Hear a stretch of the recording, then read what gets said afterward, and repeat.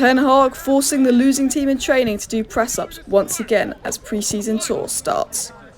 Yesterday was a big day at Manchester United. Onana officially arrived and he is coming in today to meet the players and start his first training session with Man United. But Man United yesterday had their first intense training session on the pre-season tour. We will get into that, we will cover that, we will show some footage of the pre-season training session where Ten Hag is making the players work hard. We saw, remember last year when we did those pre-season videos, how Ten Hag made all the players do these intense drills, these press-ups. It was like a boot camp, it was like a training camp to get the fitness up to scratch. Well, you're going to be doing all of that again, but this is going to be a little bit different this year. Ten Hag's training, Ten Hag's game's going to be different this year because last year a lot of it was about mentality and getting the work rate and getting the fitness levels up. Ten Hag last year he achieved his goal of changing the mentality of the squad, taking out the bad eggs, bringing in some good eggs, having a warrior fighting spirit, having a good mentality in the squad, and people that work hard and run and run and run. Ten Hag did that last year. He will continue to do harsh pre-season training sessions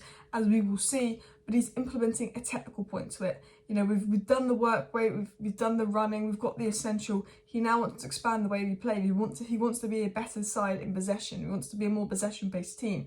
You know, bringing in Højlund, Onana, Mason Mount. We're going to talk about it in today's video. It's going to allow Manchester United to play football in such a more technical way.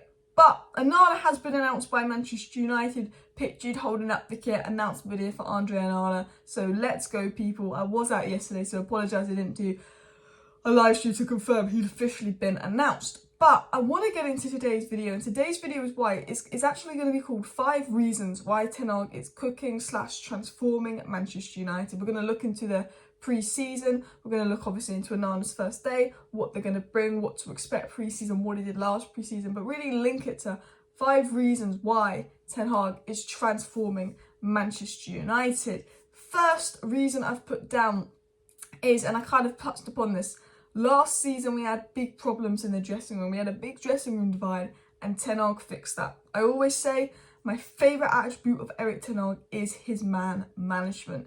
He came into a broken dressing room. A lot of the bad eggs were gone, free agents. Jesse Lingard, Paul Pogba, they were gone as free agents. Other players like Dean Henderson, Telles and Bailly, they were shipped out on loan. Reportedly, these were a lot of the people responsible for the leaks. Anyone who was causing issues was loaned out, sold, released as a free agent.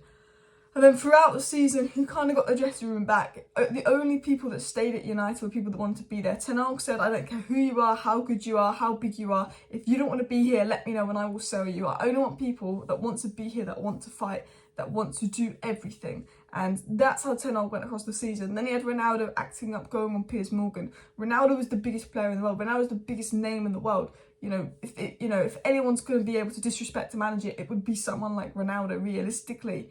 And do you know what's crazy is Ten Hag didn't let him. Ten Hag went, you went on Piers Morgan, you're out. You're not coming back. I'm sorry, you're not coming back.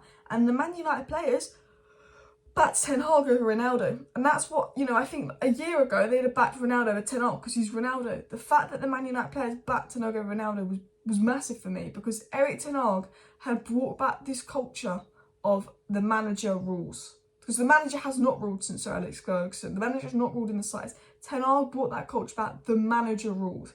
And the players back the manager. They're not doing leaks, speaking crap about Ten Hag.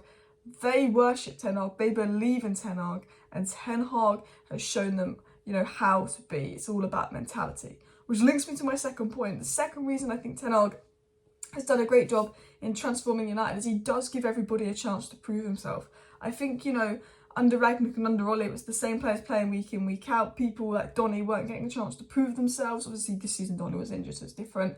It was always McFred. Didn't matter if we lost every game. He didn't change it, Ole. He didn't change anything. It was always McFred. And, you know, Ten Hag's gone in and everyone had a chance to prove himself. He came in and said, I'm not going to strip Maguire of captaincy. Why would I strip Maguire of captaincy? I don't know the squad. Maguire, you're going to be captain for at least the next year. It's up to you to prove to me that you should be captain. But Ten Hag had a year to analyse it and went, look, Maguire's not playing regularly, he's not a natural leader. Bruno Fernandes is. He gives Bruno Fernandes captaincy. Fair enough. It makes absolute sense. You know, continuing on with the David De Gea situation. Probably need a new goalkeeper, but bigger priorities. Last season was a mess. David De Gea was one of our better players. David De Gea, you've got a year to prove to me that you might be able to adapt to the way I want to play. First 2 games of the season, that we couldn't play out from the back, so we changed the style of football. Towards the end of the season, Ten Hag tried to play more possession-based football. David De Gea struggled. He realised David De Gea was holding us back. The board were about to give David De Gea a new contract, and I went, no, I'm pulling the plug on that. I like David De Gea, but he's not good enough. David De Gea can take you from C to B, but David De Gea can't take you from B to A. And he said, look, Fred's done a good job this season. He took us from C to B, but he won't take us from B to A. McTominay can take you from C to B, but won't take us from B to A. Maguire can take you from C to B, but won't take you from B to A. And all those players are now put up for sale. All those players that Ollie worshipped and were playing week in, week out, McFred up for sale, Maguire up for sale, David De Gea gone. Ten Hag is like, I've given them a chance to prove myself, I've given them a year, but I know which players were quite important, like Fred, but I know they won't be good enough for where I want to go. We don't want to be a top 4 team. We want to be a team that wins titles. And Ten Hag is spot on. We want to be a team that wins titles, and he's given everyone a chance to prove that, and he's ready to get rid of the people that didn't. The third thing, and I kind of touched upon this, the third reason why Ten Hag is the manager, the third reason he's transforming United, and this kind of links more towards now, is of course he's transforming his style, and he had to adapt to the players.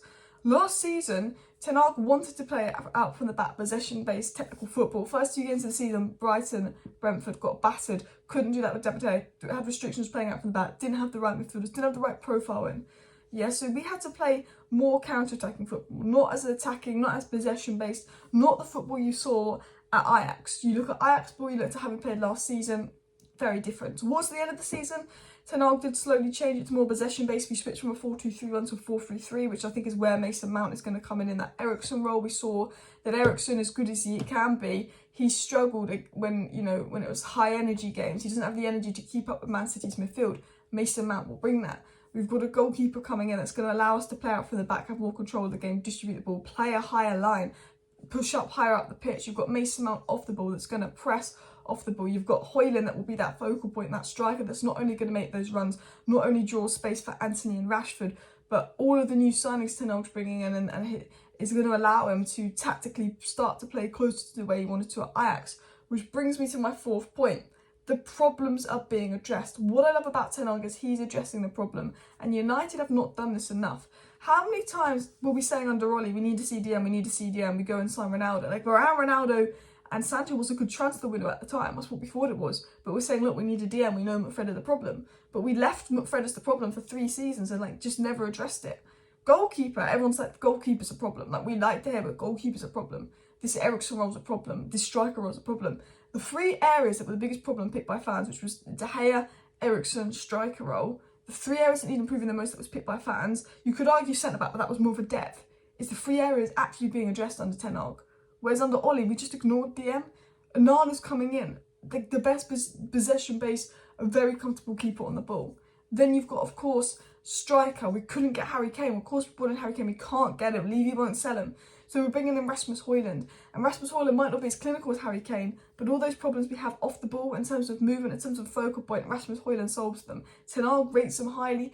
It came out today how much Ten Hag thinks Rasmus Højlund is the guy. Those in Denmark rate him highly. He's physical, he's got the pace. Like, Rasmus Højlund has got those traits at such an early age that he could be an absolute monster, and Ten Hag believes that. And Rasmus Højlund will press, he will do everything Ten Hag wants him to do movement-wise. He will do the whole tactical thing.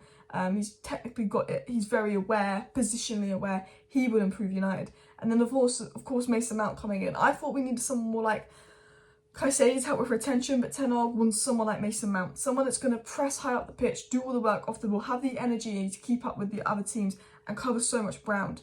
And Mason Mount's going to do that. So the signings that Erik Ten Hag brings in just elevate United to that next level.